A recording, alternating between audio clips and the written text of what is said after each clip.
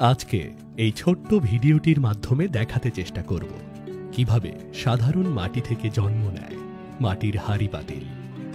এই দৃশ্য আমি ধারণ করেছি আমার নিজের গ্রামে, টাঙ্গাইলের কালিহাতী উপজেলার উত্তর বেদ্রবা পালপাড়ায়। এই পাড়ায় প্রায় ৩৫০ ঘর পাল সম্প্রদায়ের বাস। শত বছর ধরে তারা মাটির কাজ করে আসছে। একটা সময় এই গ্রামে প্রতিটা ঘরেই মাটির চাকা ঘুরত, উঠোনে শুকানো হতো হাঁড়ি পাতিলের সারি।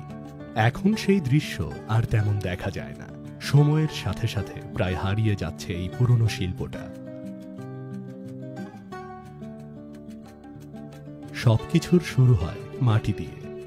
নদীর ধারে বা মাঠের পাশে থেকে কেটে আনা হয় মাটি, তারপর সেটা প্রস্তুত করা শুরু হয়।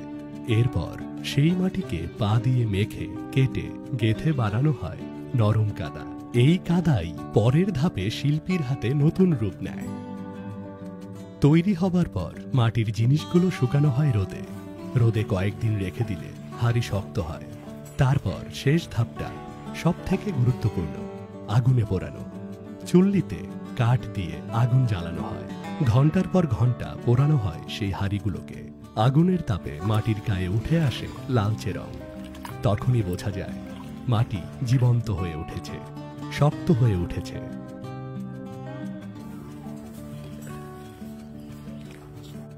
মৃৎশিল্প খুবই পুরনো একটা শিল্প। প্রায় 10,000 বছর আগে মানুষ যখন কৃষিকাজ শুরু করেছিল, তখন খাবার রাখার জন্য খাবারের পাত্রের প্রয়োজন পড়েছিল। ধারণা করা হয় ঠিক তখন থেকেই মৃৎশিল্পের কাজ শুরু হয়েছিল।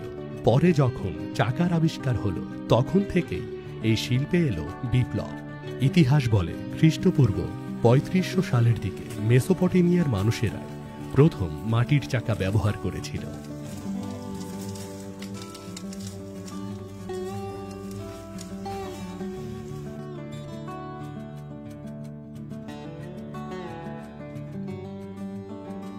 আজ আমি যখন এই ভিডিওটি করছি, তখন মনে হয় আমাদের গ্রামে যে মাটির গন্ধে আমি বড় হয়েছি, সেই গন্ধটাতেই যেন এখন আমি হারিয়ে যাচ্ছি।